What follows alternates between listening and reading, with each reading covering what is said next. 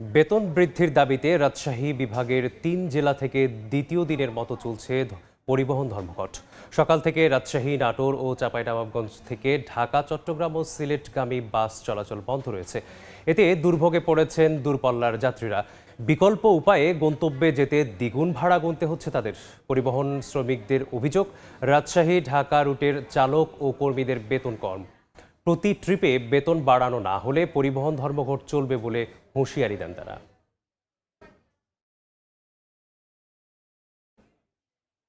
সর্বশেষ খবর জানাতে এই মুহূর্তে নাটোরের বাইপাস এলাকায় আছেন রিপোর্টার আল মামুন। সরাসরি যাচ্ছি তার কাছে। দ্বিতীয় দিনের মতো নাটোর, রাজশাহী ও চাঁপাইনবাবগঞ্জ থেকে ঢাকায় সরাসরি বাস চলাচল বন্ধ রয়েছে। এর ফলে কিন্তু দুর্ভোগ স্থানীয় যে রয়েছে লোকজন, তাদের কিন্তু দুর্ভোগ বেড়েছে। একটি বিষয় যেটি আমরা বলতে পারি যে বেতন ভাতার বৃদ্ধিতে শ্রমিকরা যে ধর্মঘট ঢেকেছে গতকাল থেকে এবং সেই অব্যাহত রয়েছে।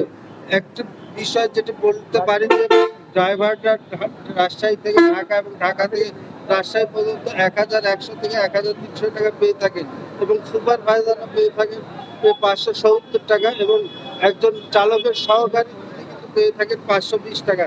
গত ১০ বছর থেকে এই টাকা থেকে যাওয়ার কারণে যে বৃদ্ধির দাবি জানিয়ে এসেছে বেশ কয়েকবার। এই দাবি না পাওয়ার প্রেক্ষিতে কিন্তু এই বাস চলাচল বন্ধ হয়েছে।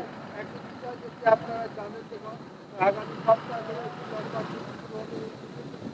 যে বাসগুলা রয়েছে সেই বাসগুলাতে বিকল্প পথে যেতে গিয়ে খরচ একদিকে কিন্তু বৃদ্ধি হচ্ছে, পাশাপাশি সময়ও বৃদ্ধি হচ্ছে। তবে একটি বিষয় যেটি বলতে পারি, শ্রমিক রায় ফেডারেশন যেটি ঢাকায় রয়েছে, আজ সন্ধ্যায় নাটোর, রাজশাহী, চাঁপাইনবাবগঞ্জের শ্রমিক নেতৃবৃন্দের সাথে বৈঠক করবেন এবং এই শ্রমিক রায় ফেডারেশন যেটি ঢাকায় রয়েছে, আজ সন্ধ্যায় নাটোর, রাজশাহী, চাঁপাইনবাবগঞ্জের শ্রমিক নেতৃবৃন্দের সাথে বৈঠক করবেন এবং এই বৈঠকের পরে সিদ্ধান্ত চলবে। তো এই ছিল আমার কাছে সর্বশেষ।